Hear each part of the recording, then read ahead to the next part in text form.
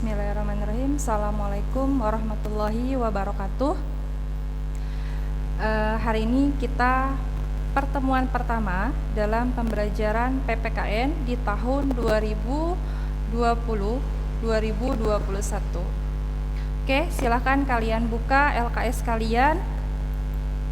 Nah, di bab pertama ini kita akan membahas tentang Pancasila sebagai dasar negara. Pancasila sebagai dasar negara maupun Pancasila sebagai ideologi negara merupakan 5 poin yang dijadikan dasar negara dan pandangan hidup bangsa Indonesia, baik penegakan hukum, beragama, dan tolong-menolong antar warga negara. Lambang negara ini sudah lama berdiri dengan prinsip-prinsipnya. Dengan adanya ideologi bangsa, sebuah negara akan berdaulat dan berdiri secara mandiri. Kita akan membahas yang pertama adalah penerapan Pancasila dari masa ke masa. Nah, setelah berhasil merebut kedaulatan dan mendirikan negara merdeka, perjuangan belum selesai. Perjuangan justru dikatakan baru mulai, yaitu upaya menciptakan masyarakat yang sejahtera lahir dan batin. Sebagaimana diamanatkan oleh pembukaan Undang-Undang Dasar 1945, para pendiri negara atau the founding father telah sepakat bahwa kemerdekaan bangsa akan diisi nilai-nilai yang telah ada dalam budaya bangsa.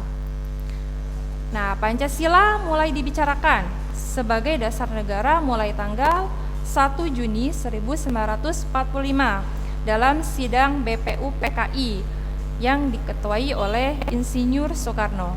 Dan pada tanggal 18 Agustus 1945, Pancasila baru diresmikan dan sah menurut hukum menjadi dasar negara Republik Indonesia. Oke, yang pertama adalah pada masa Orde Lama.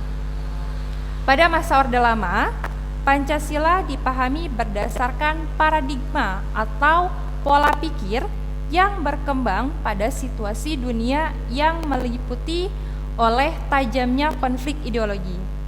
Nah, masa Orde Lama ini adalah masa pencairan bentuk implementasi Pancasila, terutama dalam sistem kenegaraan.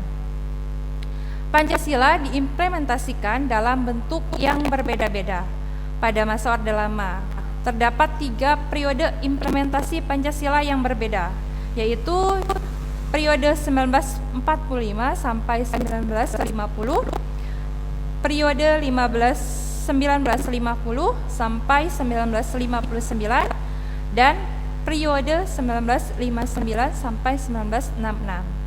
Nah, yang pertama adalah periode 1945 sampai 1950. Nah, pada periode ini implementasi Pancasila bukan jadi masalah, tetapi lebih dari itu.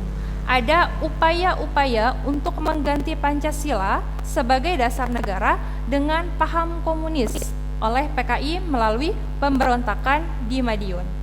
Pada periode ini, nilai persatuan dan kesatuan yang masih tinggi ketika menghadapi Belanda yang masih ingin mempertahankan penjajahan di bumi Indonesia. Oke, periode yang kedua yaitu pada tahun 1950 sampai tahun 1959.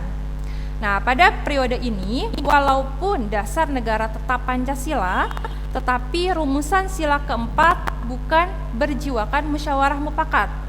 Akan tetapi, suara terbanyak atau voting, sistem pemerintahan yang berbentuk liberal, sehingga lebih menekankan nilai-nilai individual. Nah, yang terakhir, periode tahun 1956 sampai tahun 1959.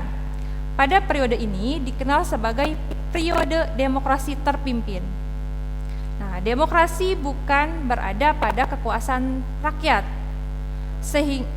sehingga pemimpin adalah nilai-nilai Pancasila, tetapi berada pada kekuasaan pribadi Presiden Soekarno.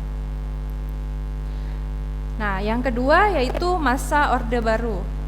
Nah, Orde Baru ingin melaksanakan Pancasila dan Undang-Undang Dasar 1945 secara murni dan konsekuen sebagai kritik terhadap Orde Lama yang telah menyimpang dari Pancasila.